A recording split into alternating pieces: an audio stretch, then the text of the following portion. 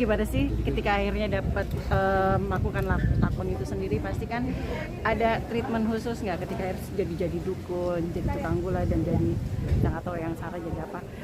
Gimana? Kalau dari aku sih ya mungkin aku bakal nyebut dia ini dia sebenarnya ya dia ini manusia biasa, tapi dia kayak di apa ya, berubah kepribadian menjadi kepribadian yang iri, yang dengki, yang suka mengumpat, dan dia memang di antara dua betina yang lainnya dia ini paling gila gitu. Kalau yang lainnya masih bisa berjalan yang lurus gitu. Kalau Asi ini sudah tidak bisa gitu. Karena dia udah apa ya?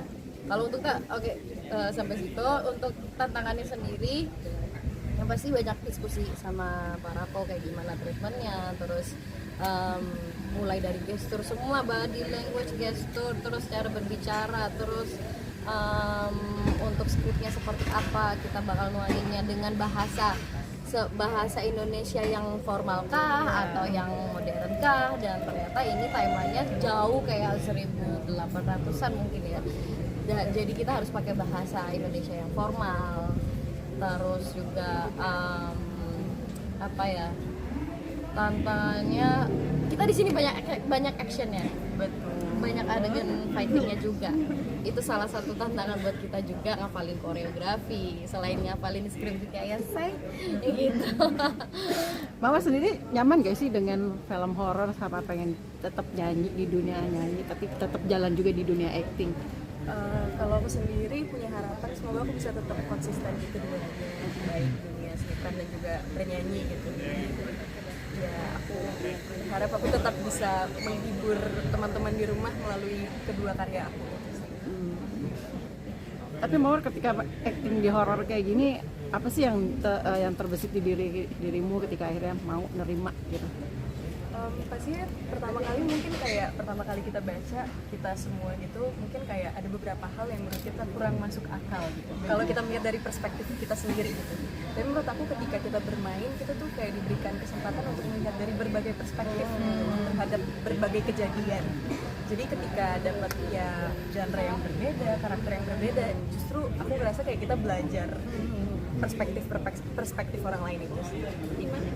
Kalau dari Hanggini sendiri, ini kan film horor pertama kamu, dalam tanda kutip kegilaan apa yang kamu rasakan selama syuting gitu? Pasti beda banget dengan film-film sebelumnya.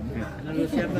Iya, yang pasti sih banyak ya perubahan-perubahan yang biasanya aku di drama atau ke horor gitu. Mungkin dari jam kerjanya, terus lokasi-lokasinya juga yang bener-bener jauh banget gitu. Terus mungkin apa ya, itu mungkin mantra-mantranya Sari juga yang biasanya aku pakai bahasa Indonesia yang nggak formal, sekarang udah formal. Terus mantra-mantra itu susah banget buat aku, ya kan, bahasa Jawa juga, nanti kan bisa lihat juga di filmnya gitu. Itu sih jadi tantangan buat aku. Terus juga kayak di karakter Sari ini kan dia perpindahan dari dia tuh udah tobat gitu, jadi udah bener-bener nggak mau bersekutu lagi sama iblis, karena dulu dia mau cepet bersekutu gitu. Terus akhirnya kayak udah dia nggak mau lagi, tapi akhirnya karena ada yang bunuh adiknya, tapi dia sebel banget tuh, akhirnya dia kayak iblis juga deh si iblis. Itu sih perpindahan mood karakter dari yang Sari apa ya, kayak kalem gitu, terus jadi Sari yang kayak itu ya kali ya Mas ya. Berapa lama sih belajar mantra bahasa Jawa? Wow, itu aku hafalnya setiap hari sih. Jadi kayak pas lagi reading, pulang di mobil, pulang sampai rumah, makan, hafalin lagi. Jadi kayak aku baca terus gitu sih setiap saat. Kalau berapa lamanya mungkin nggak dihitung kali ya kita ya. Pokoknya setiap habis reading aku baca terus setiap hari aku baca. Itu mantannya beneran ada? Asli? Atau Aku nggak bisa nonton, kita nggak bisa kasih tahu. Tapi pokoknya nonton aja. Buat aku pribadi ya pasti, walaupun aku pribadinya orang Jawa, cuman kayak aku kan nggak terlalu fasih bahasa Jawa ya, jadi ini emang ada beberapa bahasa yang aku harus latihan lagi kayak gitu ya. Dibilang itu pasti susah sih, ada tantangan tersendiri. Ada pengalaman unik dan mistis juga dari syuting, apa yang berbeda dengan film ini sebelumnya dengan genre horor bermain gitu?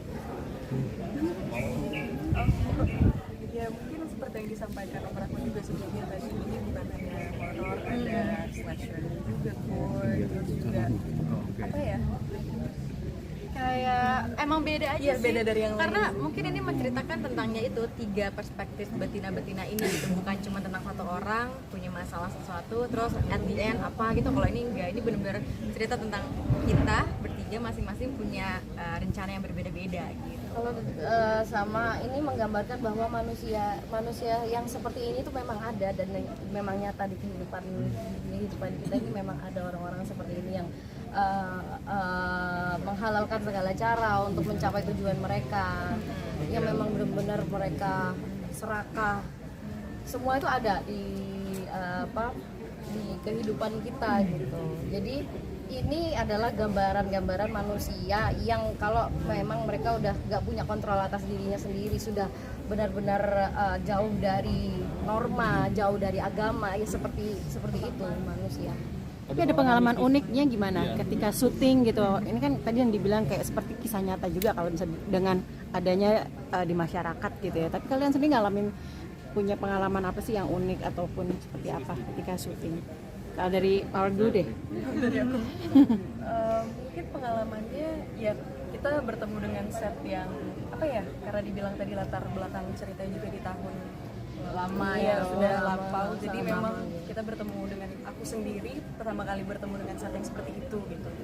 Dan apa ya, ketika nyampe gitu hari pertama syuting, yang aku bisa bilang kayak wow gitu. Kayak aku ngerasa kayak atmosfernya benar-benar berbeda. Kita berada di tahun itu ya berbeda.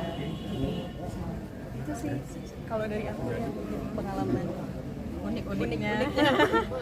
Sama apa ya, setiap pengambilan shot atau lokasi itu apalagi dengan genre horor itu sudah pasti selalu jadi langganannya.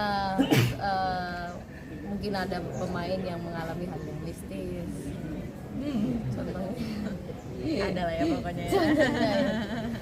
Ya kayak teman-teman media udah tahu ya, saya sering banget mengalaminya gitu, makanya dari tadi nanyain terus kayak pengen tahu gitu. Saya tahu kayak ya saya mengalaminya waktu mau take, ada kejadian bisnis itu ada. Untuk cerita detailnya aku belum bisa cerita gimana nya. Mungkin kalau untuk kejadian yang creepy-creepynya, karena di dalam set yang itu menurut kita lumayan itu serem sih buat aku. Ya, serem sih itu buat kita. Itu kadang Parako kalau misalnya lagi ngeset suka dengerin play lagu yang horor-horor gitu. Ya, dan itu volumenya kencang banget untuk bangun mood semuanya gitu. Jadi ikut merinding juga gitu dari situ. Itu sih paling info dari aku. Yang penting baca doa yang banyak aja sih kalau di lokasi-lokasi seperti itu ya, apalagi dengan genre horor gitu. Itu Cara seringnya menerima itu nggak kapok. karena aku memang suka banget nonton film horor dan aku suka genre horor, jadi aku sudah siap dengan konsekuensi yang akan aku terima dan aku akan hadapi dengan lapang dada dan banyak doa aja sih. Kalau dibilang kapok sih ya karena saya suka. Berarti maksudnya punya cara sendiri Kak, maksudnya punya cara untuk maksudnya ketika mengalami itu lagi berarti punya cara sendiri. Sudah ada. Alhamdulillah sudah, dan kebetulan juga tim menyediakan tim yang memang khusus untuk membantu jika kasus terburuk itu terjadi gitu, jadi dibantu. Dan ya alhamdulillah memang dari diri sendiri juga udah bisa doa gitu.